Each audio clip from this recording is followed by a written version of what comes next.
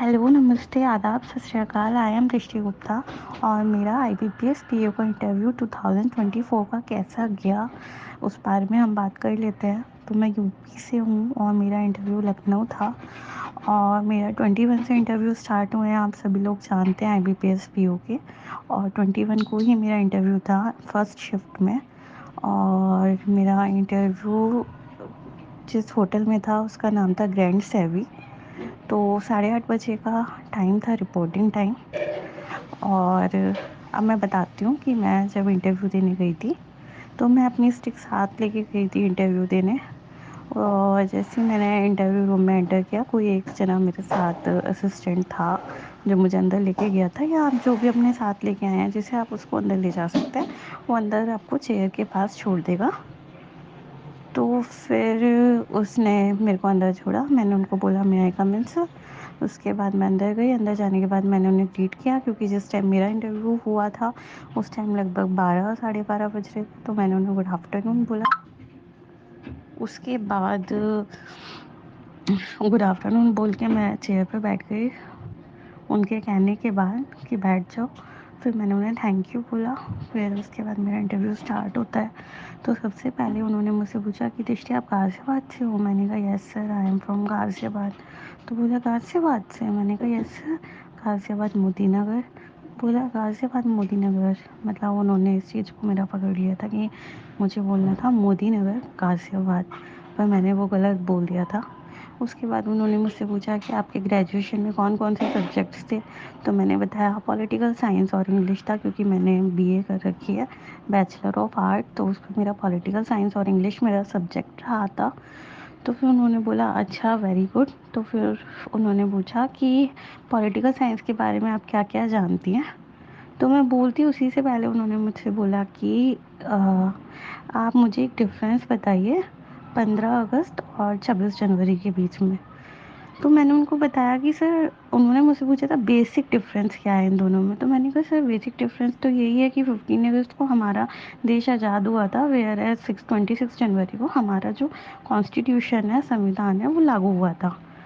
तो बोला अच्छा, मतलब कि जब भारत आज़ाद हुआ था उस टाइम पे कुछ भी नहीं था कॉन्स्टिट्यूशन वगैरह के बारे में। मैंने कहा सर, सुझाव दिया गया था, बट अगर इम्प्लीमेंट की बात करें तो वो 26 जनवरी 1950 को इम्प्लीमेंट हुआ था। तो बोला ओके ओके। और उसके बाद मेरे से पूछा कि पार्लियामेंट पहले से था, आज़ाद होने से पहले था या नहीं था। तो मैंने कहा सर, पार्लियामेंट पहले था। तो बोला उसका नाम क्या था पहले। तो वो मुझे नहीं पता था। तो मैंने बोला सर, पहले तो ईस्टर्न इंडियन कंपनीज का रूल था, ब्रिटिशर्स का रूल था। तो बोले नहीं नहीं, मैंने पूछा नाम क्या था। तो मैंने कहा सर, नाम नहीं मुझे पता याद आ रहा। तो बोला ओके, इट्स ओके, वो कॉन्स्टिट्यूशन असेंबली उसका नाम था। तो फिर मैंने कहा ओके सर। उसके बाद मेरे से बराबर वाले सर ने पूछा कि आपने इंग्लिश लिया था, सब्जेक्ट था आपका। मैंने कहा यस सर। तो इंग्लिश में लिटरेचर भी होगा? मैंने कहा यस सर, लिटरेचर भी था। तो बोला बता दो फिर थोड़ी बहुत नोबल राइटर के बारे में। मैंने कहा sir, William Shakespeare, William Wordsworth और जॉन कीट, ये सब राइटर्स हैं। इसके अलावा सरोजनी नायडू। और अगर नोबल की बात करें तो मैंने उन्हें 2 3 नोबल बताई, जैसे कि पैराडाइज लॉस्ट। तो उन्होंने मुझसे पूछा कि ये किसने लिखी है। तो वो मैंने उन्हें जो बताया वो मेरा गलत हो गया था। तो मैंने उन्हें बताया सर, ये 2 राइटर हैं, इनमें से कोई है। तो बोला इन दोनों में से कोई भी नहीं है। तो मैंने कहा ओके सर। तो बोला कि उन्होंने मुझे फिर 2 3 नोबल बताएं कि बताओ ये किसने लिखी है। अच्छा चलो, ये वाली बता दो किसने लिखी है। अच्छा, ये वाली बता दो किसने लिखी है। मुझे नहीं पता थी। फिर उन्होंने बोला अरिस्टोटल कौन थे पता है। मैंने कहा सर कौन? बोला अरिस्टोटल। बोला आपने इंग्लिश पढ़ी है ना, तो बताओ अरिस्टोटल कौन थे। मैंने कहा सॉरी सर, मेरे को काफ़ी टाइम हो गया है ग्रेजुएशन करे हुए, तो मैं अभी रिकॉल नहीं कर पा रही हूँ। तो उन्होंने बोला ओके। फिर उसके बाद उनके बराबर में एक मैम थी, उन्होंने मुझसे पूछा कि दृष्टि व्हाट इज़ केवाईसी। तो मैंने उनको बताया सर, जब भी कोई कस्टमर बैंक में अकाउंट खुलवाने जाता है तो बैंक उसकी पहले केवाईसी कराता है। उसके लिए वो उसकी आइडेंटिटी और एड्रेस प्रूफ करता है। तो बोला अच्छा, और व्हाट इज़ एनपीए। तो मैंने उन्हें बताया एनपीए नॉन परफॉर्मिंग एसेट्स होते हैं, 90 डेज़ तक अगर कोई भी इंटरेस्ट पे नहीं करता है तो वो एनपीए हो जाता है बैंक के लिए।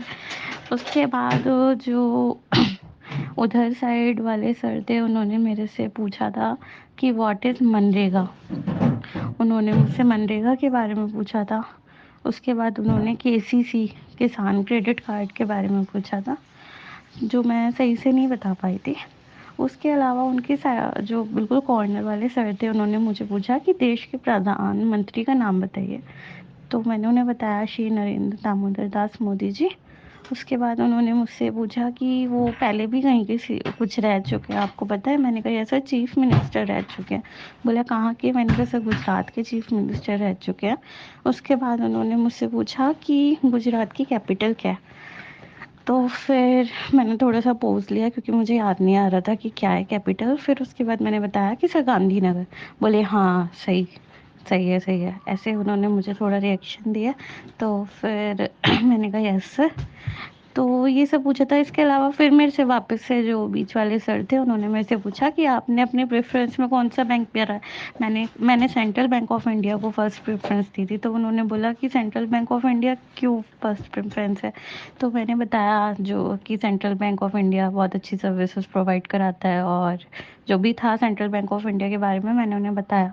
तो उन्होंने मुझसे पूछा कि सेंट्रल बैंक ऑफ इंडिया की गाज़ियाबाद में कितनी ब्रांचेज़ हैं?